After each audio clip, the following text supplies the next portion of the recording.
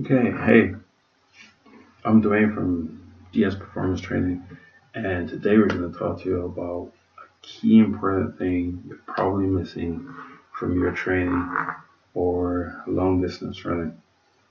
Just a quick intro about myself. I'm the head of strength and conditioning with the track club, and I've been working closely with the GB, with British Masters, long distance runners, middle distance runners, from junior to seniors, and I've also worked with a couple other things. But my main focus has been in long distance running, preferably from the 800-meter event straight up to marathon. I've been working primarily with males between the ages of 18 to 60 years old. And I've been doing that now for 2 years. And I just wanted to share some stuff with you. And today we're going to focus on the one, again, most important thing, as the title says, you're probably missing from your training. So we're going to continue. Today we're going to look at what used to be done in terms of training for long distance running, common recurring issues, and then what's that one thing you need, why you need it, and then we'll go through some prime examples. Yes, being a long distance runner, we are going to talk about Mo Farah. And if you saw the tracking his run yesterday, you would have been pretty impressed. And I'm going to explain to you what this thing is that helps him so much, and types of exercises that you can perform that kind of gives it away what that special thing is, but we'll continue. So,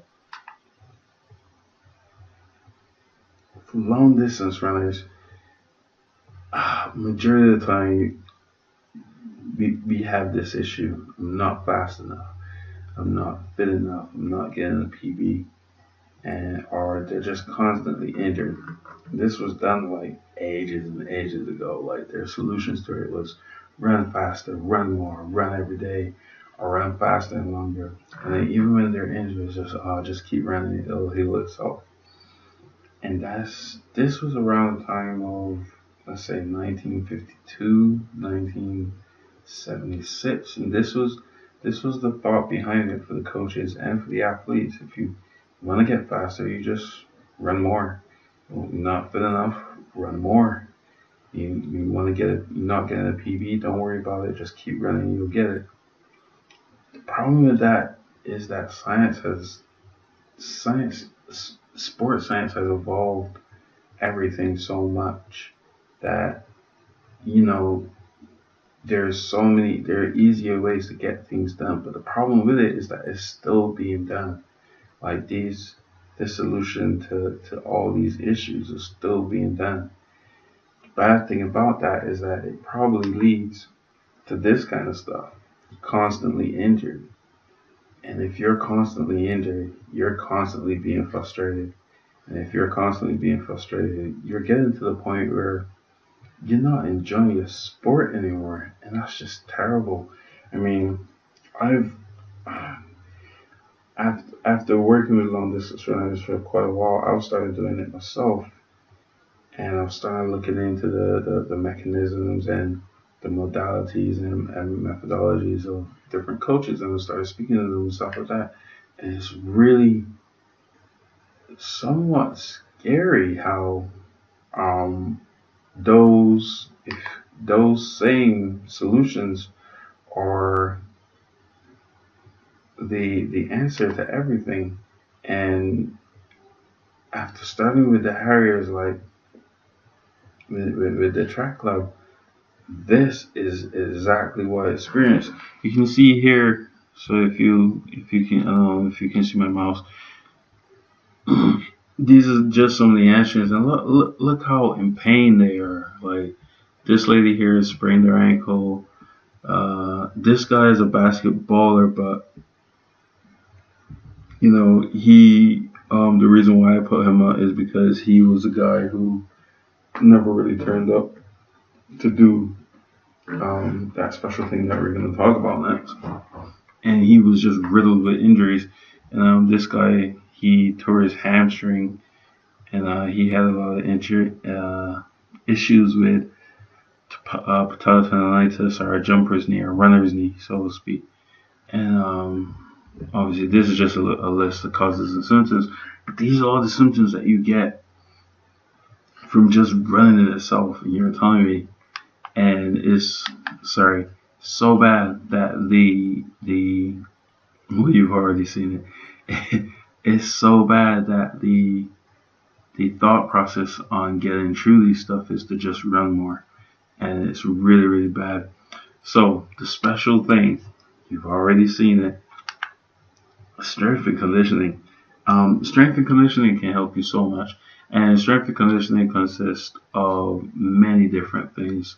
So you got your stretching, you got foam rolling, nutrition plays a big part as well. Then you got obviously your running, which is what you already do. You got your running already, but then this is the area that's really important. This is the area that's really important. Your weightlifting. And it's getting stronger and building the body and just building up your body in order to handle the stresses of your runs and stuff like that. It's stretching the body and foam rolling it to make it recover. It's eating right to fuel your body. Think about it in terms of a car. Like, you're not gonna take a diesel car and put petrol in it. You'll either be destroying your engine or putting your life in danger. And your body's exactly the same. You know, if you fuel it with the right things, your car will run better. And that's basically it. So what are the benefits of the strength and conditioning? You'll improve your endurance. You'll improve your lactate threshold. So how to better explain that? It's that point where your lungs are burning and you can hardly breathe and it feels like they're on fire after you had like a big run and stuff like that. So basically, with correct strength and conditioning programming, you can actually increase that lactate threshold in terms of maybe distance or time or speed or pace. You improve your running times. More importantly, not just that, a lot of people that I have encountered at the track, they run to improve their quality of life. Well, implementing the strength and conditioning with your running helps to do that. It improves the quality of life. And the best thing about it all is that it massively reduces the probability of injury. Now, as an athlete, you're putting your body at risk to be injured. That's just a general thing that's going to happen. But it doesn't mean that every year you have to be injured, or that every 1 to 2 months or every 3 weeks you're coming off the track with an injury, or you're coming after a road run with an injury and such like that. It doesn't have to be like that. And that's one of the biggest benefits of strength and conditioning, that if you speak to me, if you speak to any other strength and conditioning coach, one of the things they'll tell you is that strength and conditioning will massively reduce your probability of being injured. So we're going to look at a case study now of how this strength and conditioning actually helps with your running. And this is a case study, not really a case study. So I've looked online and spoke to a couple of coaches and stuff like that. I found Mo Farah's training week, and I remember one day I was watching a documentary on him, and he said he wasn't that good. He was always training up injured and stuff like that. And then obviously he started training a little bit more. He got introduced to strength and conditioning, and since then everyone knows Mo Farah and his little symbol for winning. It was really great seeing him run that run yesterday. It was, man, if you haven't seen it, you got to. But back to the case at hand. So if you look at Monday, he does a run, and then Tuesday he goes back to he obviously running is your main thing. And for Mo Farah, he's an Olympian. It's gonna be his main thing. But then after his AM session on Tuesday, we look at the noon bit. It's a strength and conditioning session. That's where he's lifting weights. He's foam rolling. He's stretching. He's probably working on like running techniques or something like that. That's all part of your strength and conditioning session. That's all really important. And then after that, obviously, he has a 6 mile recovery run. And we go back down to, so as an Olympian, he trains a full week, which is not necessarily common, obviously, for the average person who runs, but for a person who's an Olympian and like the fastest long distance runner in the world, this is pretty normal for him. But what I really wanted to hammer down was the fact that he has 2 strength and conditioning sessions. And I can promise you those strength and conditioning sessions, as you can see, the Friday bit is 1 hour. They didn't indicate how long the Tuesday bit is, but I can promise you those strength and conditioning sessions are really important. They're so important because that's what helps him to recover. That's what helps him to get stronger, to run faster. That's what stops him from, those 2 sessions in the week, just those 2 1 hour sessions, probably helps him to keep this entire program going for that week. I mean, look at this: 10 miles on Monday, 4 miles on Tuesday, 12 miles on Wednesday, 11, 4 speed stuff on that Friday, 11 miles on Saturday, and then 22 to 27 miles on the Sunday. That's a crazy schedule. I just started running, and if I did the 10 mile on Monday, I can promise you I might barely smash out the 4 mile on Tuesday. After that, the rest of the week, I'm done. Like, I'm pretty much done. But his strength and conditioning session has made him strong enough that he can continue to do this kind of workout and work through this kind of intensity. Because, man, like, just from looking at this is amazing to see. And now we know why he's the fastest long distance runner in the world. But yeah, okay. So for our next case study, we're gonna go a little bit closer to home. So the next 2 case studies will be of people that I have personally trained and personally worked with. So I have a long distance runner. You can see his name at the top. Long distance runner, cross country runner, and Steeplechase 3000. I think the long distance bit he did was up to 5K. But it was a pretty good runner. But then early up in the year, early up in 2016, he got severely injured in his left foot. I think he had broken a bone, and he was unable to compete with for Tour de France. And after those Tour de France, he came back. No training, no strength and conditioning. He just did the physio. Physio helped him to be able to walk again. He started running, but he wasn't really able to compete and get back to his previous fitness. And the other thing is that he would run, and he went straight back into like the mileage he used to do before he got injured. And eventually his times continued to get worse and worse and worse and worse. So then I started working with him. When I got there, I started working with him. He was one of the first athletes I worked with at this track club. I started working with him, and you know, I explained to him. He told me all the history, told me what he's done, how he's tried to combat, and nothing's worked. So he was very open to what I had to say and what my kind of thinking along how he would go about it doing it. And yeah, and this was basically what I had decided we were gonna do. So if you look, so our main thing was to strengthen the hip strength.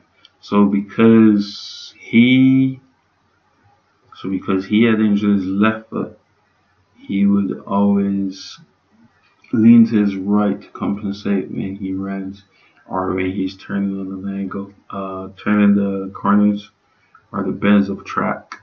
He would always lean to his right, and that's how he ran. He ran leaning to his right, and it completely messed up his running mechanics.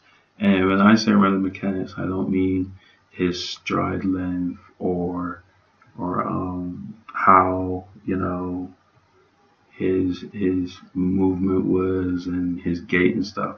When I say running mechanics, I meant his heel to toe action, his leg recovering. Obviously, in steeplechase, he has to hurdle. The way he hurdled the steeple hurdle changed. Um, and then it was really tight, and there was a lot. There was just a lot of stuff missing, man. So right, so we strength. So the goal was we were gonna strengthen up the hip, and then whilst we were strengthening up the ankles, we'd also strengthen up his muscles in his toes and his foot. Try to help that, and then we'll build the functional strength, and it'll go from there. Now this graph on the left, we used the Garmin. I can't remember specifically what it was, but we used the Garmin in order to kind of tell like what his ground contact time balance was. So you'll see. So basically, we were trying to get everything to line up in the 50-50 bit, and this is his left and his right foot. And basically, the red dots that you can see on the outside just basically kind of told us like where he was putting more pressure on. So it kind of told me, which was right. He leaned a lot more to the right or to the left in order to balance himself and ground contact time. So the more time you spend on the ground, it means the less speed you have, the less recovery. And because his left side was the side that was injured, we used to have a lot of red dots in this area. I think I have it. Yes. So the graph that I was showing you was the end result. So the first week we did it, obviously there's a lot of red dots. It's all displaced. It's all over the place. It's just going all over the place. And I think I actually have this graph wrong. Sorry. So the 2 month bit is the bit where it's where we started, and it was completely on the right side. He was leaning more to the right. So obviously, with him leaning more to the right, just give me one moment. I'll fix this up for you.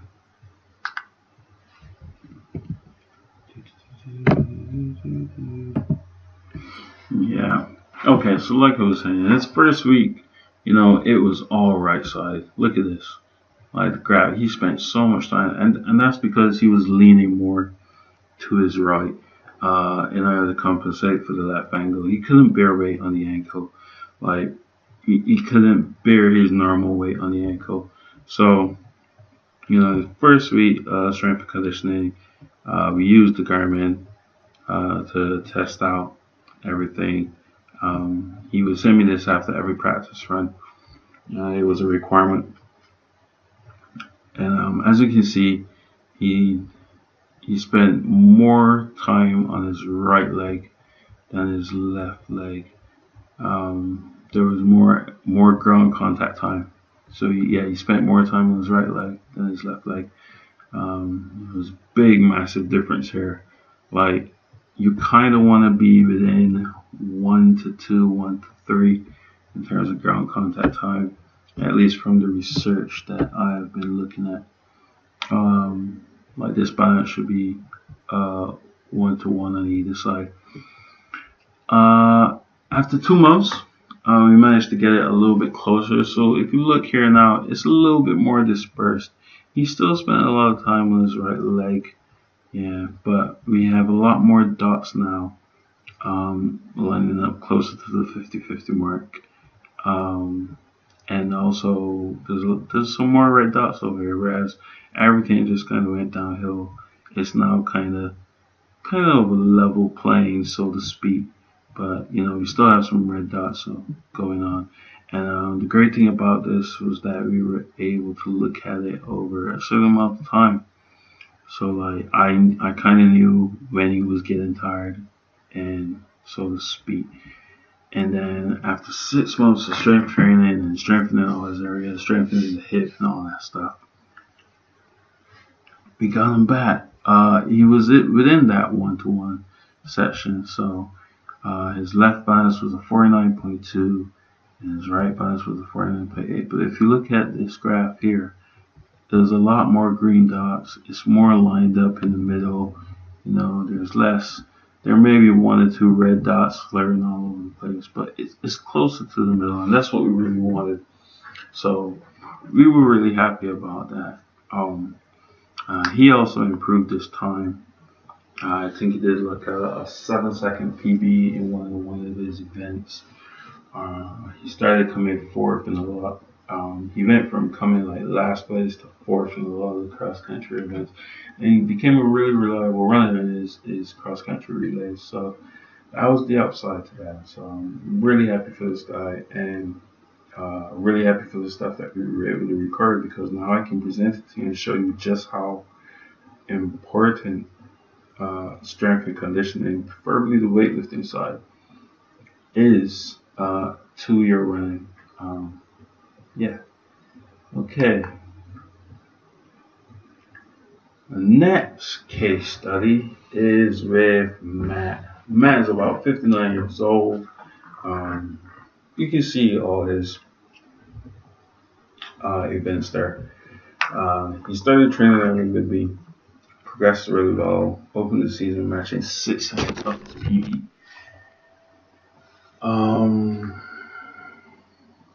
What can I say? We started the year really, really good this year. And, we started indoors, ran indoors really well. But then he had an injury. He attained an injury that kind of, like, blew us out the water. And I was like, man, like what's going to happen? And it was an issue with his hip.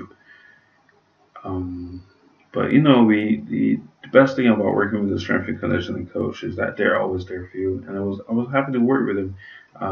This is we were trying to qualify for Masters again, and we weren't just trying to qualify. We were trying to beat all his times from last year, and put him in a better position that he can really represent Great Britain and do his country proud. So we replanned the program. Strengthened the area in the hip, really focused on it, really did some things to get the body aligned with it, strengthen his monitor his runs and everything like that. And we really hammered it down. And the great thing about this is that, at one point, we weren't sure if we were, I know I say we because I feel like his goals were my goals at the same time, and we weren't sure if he was gonna run the same times or do like a whole lot better in terms of competing at GB Masters again. We had to go after he attained the injury. The goal was, let's get you back stronger, let's get you back out there, and let's just get you running. If we can get you running like really great times, then you'll be fine. And that's what our goal was. Like, we still had GB Masters, and GB Masters in Denmark was the goal. And it's really great. So I'll move over here to the graph. If you can see the arrow again, that's great. If you can't, please just let me know after you've watched the video. So, and I'll try to fix that issue, find another way of how I can do it. But right. Um, so we started out, obviously 12th February was his first running session. Started out, had a really good session running at about 11 minutes 30 in the 3K. This is just 3K.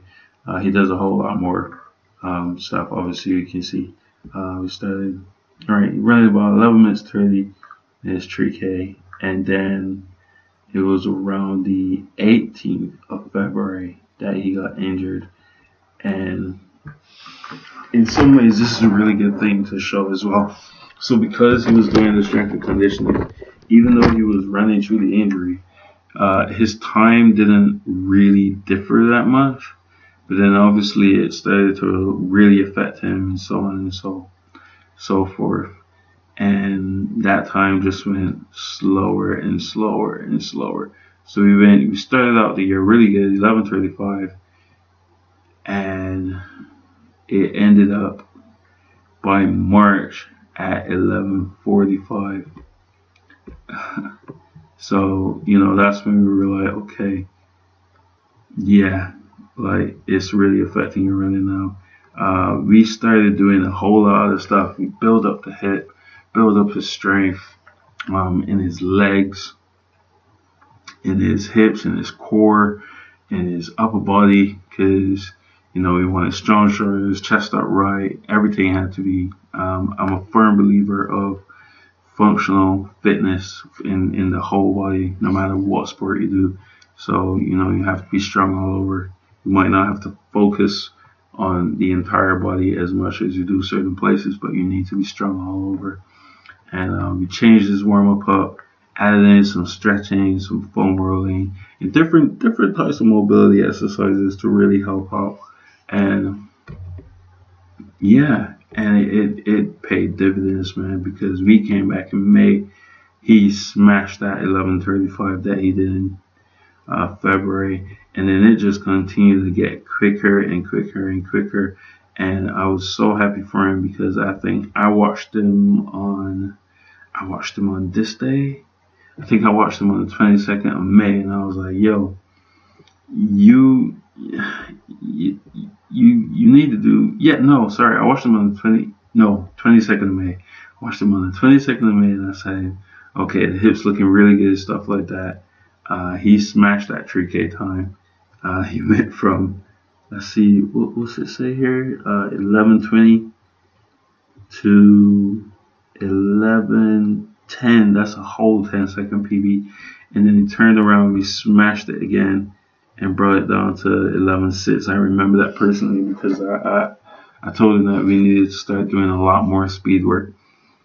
And we just, we focused a lot more on speed stuff, got his warm up right, did a lot of stuff, a lot of power stuff, and it really paid off. And now he's in Denmark, and recently he just sent me 2 or 3 emails just saying how everyone's like really seeing his hard work paid off.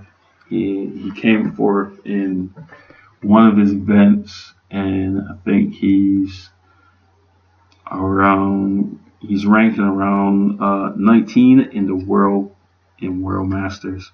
But the best thing about that was that he was really happy, and I was really happy for him because we were just trying to get back to Denmark.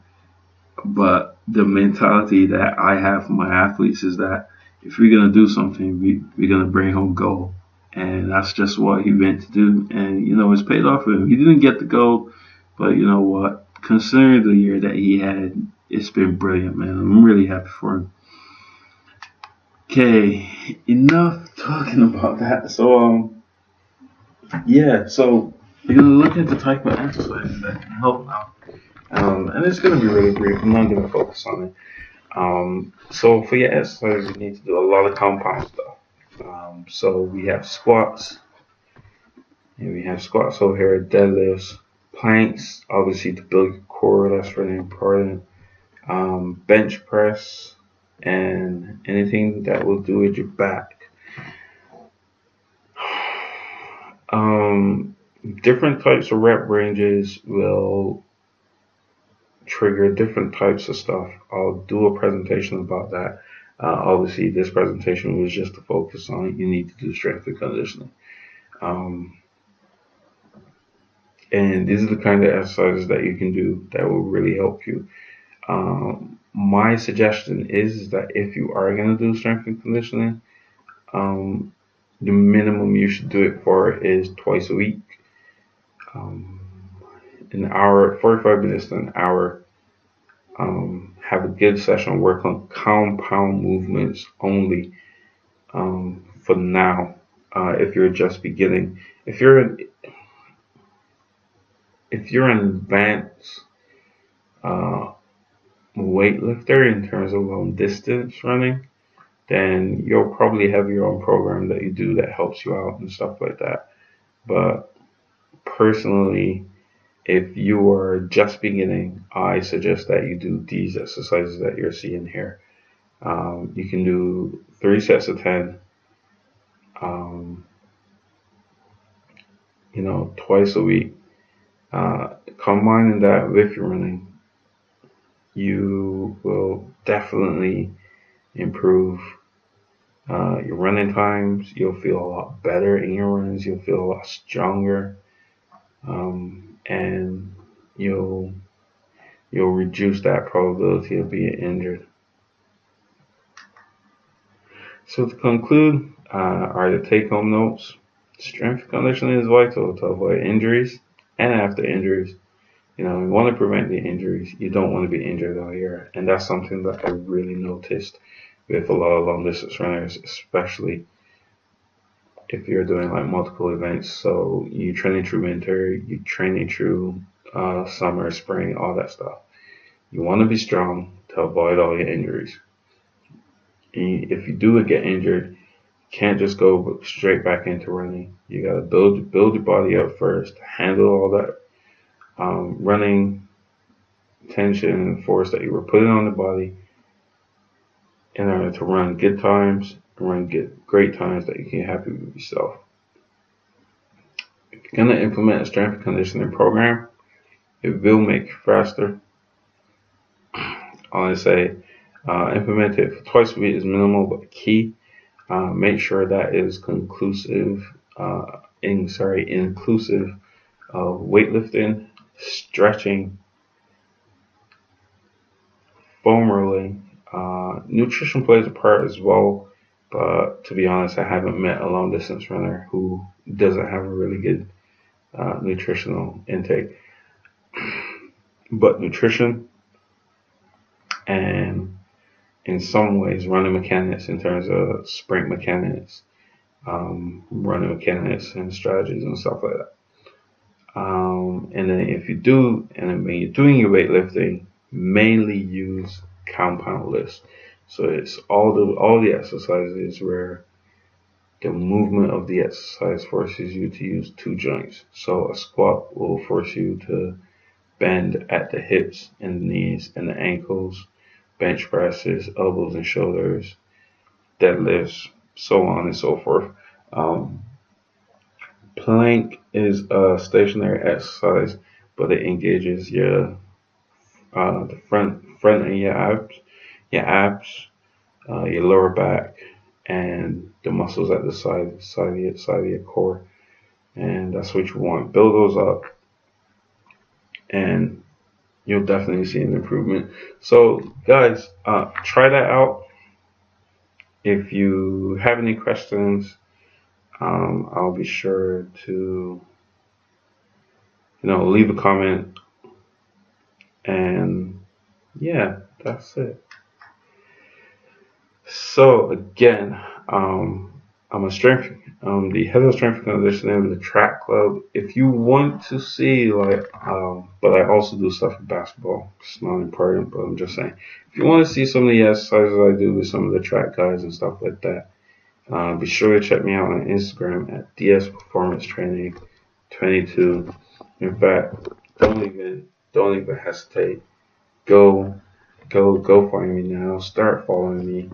There's tons of great stuff in there, and it's just great. with some of the exercises I do. Some of the exercises I do, you can eliminate in case you want a good technique, know how to do technique, certain things. I'm also going to be putting this stuff on YouTube. You probably saw it through me sharing it, but I'm also going to be putting this stuff on YouTube. If you want to find, sorry, if you want to find me on YouTube, you can find me at DS Performance Training. I have loads of stuff on there, exercises for injury prevention, weightlifting, conditioning, sprint mechanic drills, different kinds of stuff that you can watch and learn how to do, how to implement it into your own program. And I've just started up the Facebook page where it's strictly for all your strength and conditioning for long distance runners, and it's called Pace and Strength. Find it on Facebook, follow it. I'm going to be putting up a lot of information on there, and it's going to be great. I'm also, if you're not an Instagram person, don't worry about it. Some of the videos and stuff pertaining mostly to track that will go here. We'll go into the Facebook group for people to see, because this is my passion. I love, it's crazy because I've been a basketballer and basketball, volleyball, American football. I've been a power sport person all my life. And since I joined track and was introduced to long distance running, I fully enjoy the coaching of it. I fully enjoy immersing myself in the running. It's just something about the challenge of, really putting yourself out there, really pushing your body to the limit, and being fast and being able to endure such a long time. And it's great stuff, man. I really enjoy it, and I'm really going to enjoy making these presentations for you.